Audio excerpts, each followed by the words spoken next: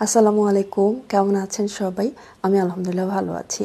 আমি আজকে আমার ছাদে রোপণ করা শাক, কলমি শাক আর ডাঁটা শাক দিয়ে আজকে ইলিশ মাছটা রান্না করলাম।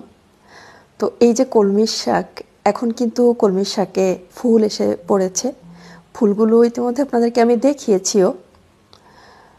তো এই যে নিজের হাতে রোপণ করা শাক সবজি যাই হোক, এটা খাওয়ার যে একটা তৃপ্তি বা এই যে একটা ফ্রেশ খাবার, এটার অন্যরকম একটা শান্তি। আর এই যে ডাটাগুলো দেখছেন, এগুলো আমি সবচেয়ে বেশি অবাক হয়েছি এটা ভেবে যে আমি শুধু মানে নিচের ইয়েগুলো লাগিয়েছিলাম, আমার হাজব্যান্ড বাজার থেকে এনেছিলেন, ওগুলো আমি খেয়ে ফ্রিজে রেখে দিয়েছিলাম।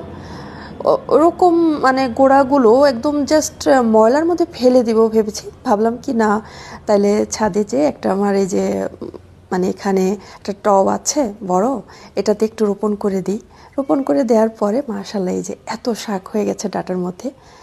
এগুলো কিন্তু শাক, ছোট ছোট শাক গাছ ছিল, ডাটা গাছ ছিল। খেয়ে শাকগুলো খেয়ে দেন হচ্ছে গোড়াগুলো আমি শুধু একটু রোপণ করে দিয়েছিলাম, তাতে এত শাক হয়েছে মাশাআল্লাহ।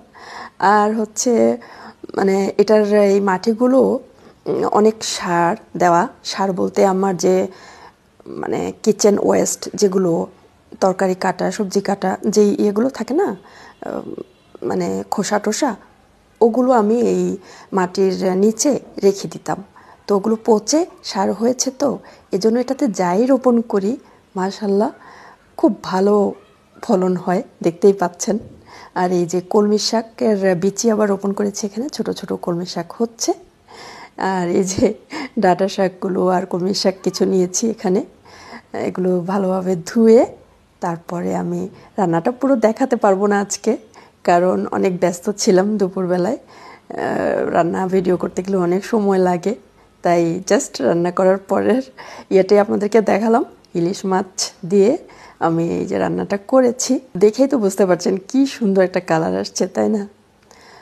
তো এই যে ফুল গাছ বলেন, যাই গাছ, আসলে এদেরকে দেখলেও ভালো লাগে, যত্ন করলেও মন ভালো হয়ে যায়। যখন ফুল ফোটে সেগুলো দেখতেও ভালো লাগে, আর সময়টা সুন্দর কাটে। ওদের রূপে, ওদের সৌন্দর্যে আমাদেরকে বিমোহিত করে, সব সময় আমাদের মন ভালো রাখে। গাছ আমাদেরকে যা দেয় কি আর বলবো, এটা তো নতুন করে কিছু বলার নেই। আর এই যে মাশাআল্লাহ আমি আমার ছাদে মালটা গাছ, এর আগেও আপনাদেরকে দেখিয়েছি, মালটা